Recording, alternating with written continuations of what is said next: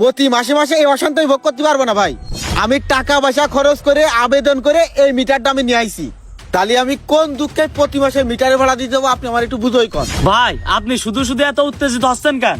এই মিটার ভাড়া আপনাদের প্রতি মাসে দেওয়াই লাগবে ভাই। আমি সাধারণ একটা কর্মচারী, এসব কথা আমাদের বলে লাভ নেই।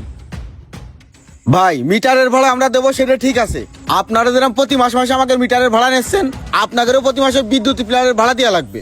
আরে ভাই আপনি তো এত চিল্লি করলে কাজ হবে না। আপনার যদি এতই সমস্যা থাকে আপনি অফিসে যান, অফিসে যায় আমাদের স্যারের সাথে কথা বলেন। কেন ভাই আমি অফিসে যাবো কেন? আপনারা কি অফিসের লোক না? আপনারা এই জায়গায় আইছেন না, এই যে বিদ্যুৎ বিল লিখতে আইছেন, এই বিদ্যুৎ বিল লিখে আপনি অফিসে যাবেন না?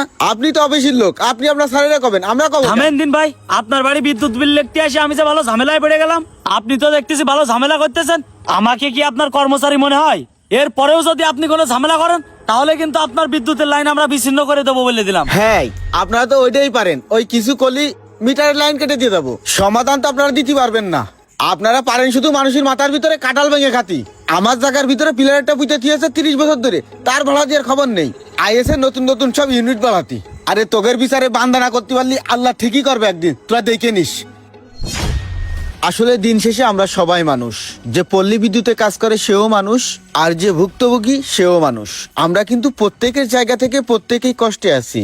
আমরা সাধারণত বাড়ির ভেতরে যদি একটা লাইট অথবা একটি ফ্যানও চালাই, তারপরে আমাদের বিল আসে 1000 টাকা। কিন্তু কেন, কিভাবে? আর আমরা আমাদের নিজেদের টাকা খরচ করে একটি মিটার কিনে আনার পরেও কেন আমাদের নিজেদের টাকায় কেনা ওই মিটারের ভাড়া দিতে হবে? আমরা যদি আমাদের নিজেদের জায়গা থেকে সোচ্চার না হই তাহলে কিভাবে হবে? আমি, আপনি, আমরা সবাই অবশ্যই এটার বিরুদ্ধে আইনগত ব্যবস্থা নিতে হবে। নিজেরাই যদি সচেতন না হই তাহলে কেউ আপনাকে সচেতন করতে পারবে না। আসুন আমরা ভিডিওটি শেয়ার করে সবার মাঝে ছড়িয়ে দিই, যাতে করে সবাই সচেতন হতে পারে এবং